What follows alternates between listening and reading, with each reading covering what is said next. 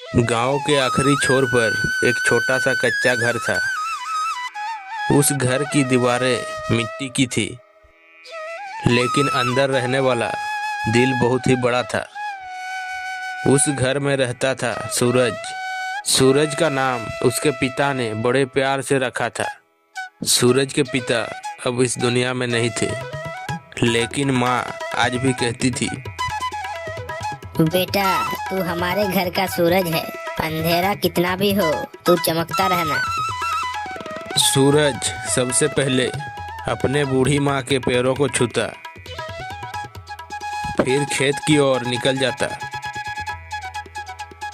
उसके पैरों में टूटी चप्पल थी, लेकिन उसकी सपनों में कोई दरार नहीं थी।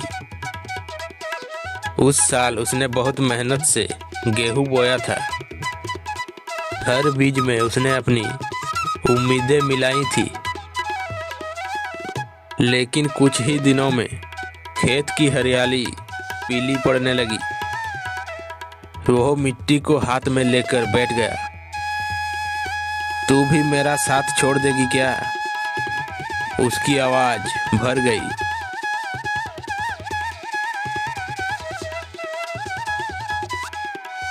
माँ ने रात को पूछा, खेत कैसा है बेटा? सूरज ने झूठी मुस्कान दी और कहा, बस थोड़ा मौसम खराब है माँ। लेकिन उस रात वो सो नहीं पाया। उसे लग रहा था जैसे उसकी मेहनत, उसके सपने सब सूख रहे हो।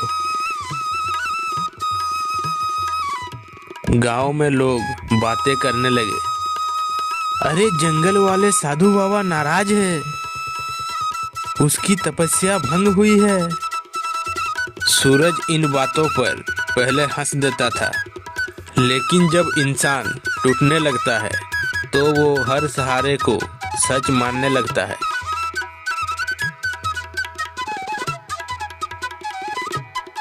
एक रात उसने माँ से कहा, माँ, मैं जंगल जाऊंगा, सच जानकर ही लौटूंगा।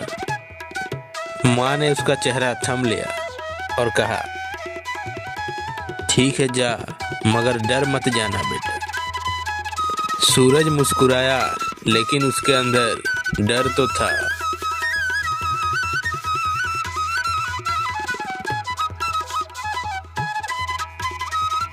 जंगल में कदम रखते ही जैसे दुनिया बदल गई। हवा ठंडी थी, पत्तों की सरसराहट कानों में कुछ कह रही थी।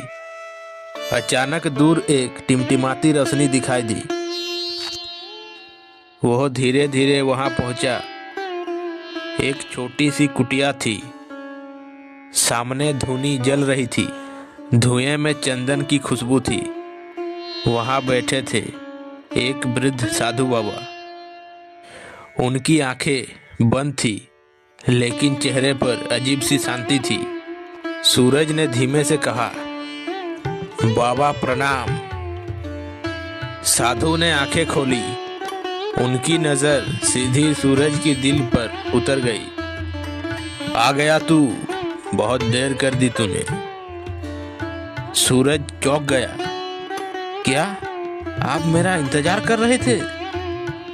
साधु मुस्कुराया और कहा, जब इंसान का विश्वास डगमगाता है तो रास्ते खुद उसे यहाँ लाते हैं। सूरज की आंखें भर आई। मैं थक गया हूँ बाबा, बहुत मेहनत की, लेकिन फसल सूख गया। साधु ने धीरे से मिट्टी उठाई और उसकी हथेली पर रख दी। ये मिट्टी तुझसे अलग नहीं है। अगर तेरे मन में डर है तो ये भी डर जाती है। सूरज ने कांपती आवाज में कहा, मैं डर गया हूँ। माँ की दवा, घर का खर्च, सब इस फसल पर था। पहली बार उसने किसी के सामने अपने डर को स्वीकार किया। डर इंसान को अंदर से खोखला कर देता है, और जब जड़ें कमजोर हो तो पेड़ कैसे टिकेगा। साधु उसे एक छोटे तालाब के पास ले गए।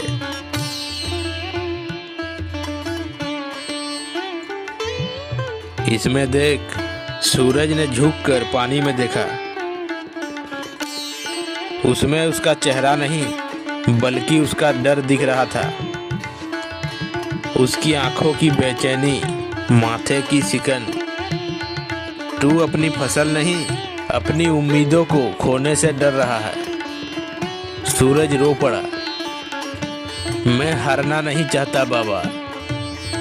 तो हार मत मान।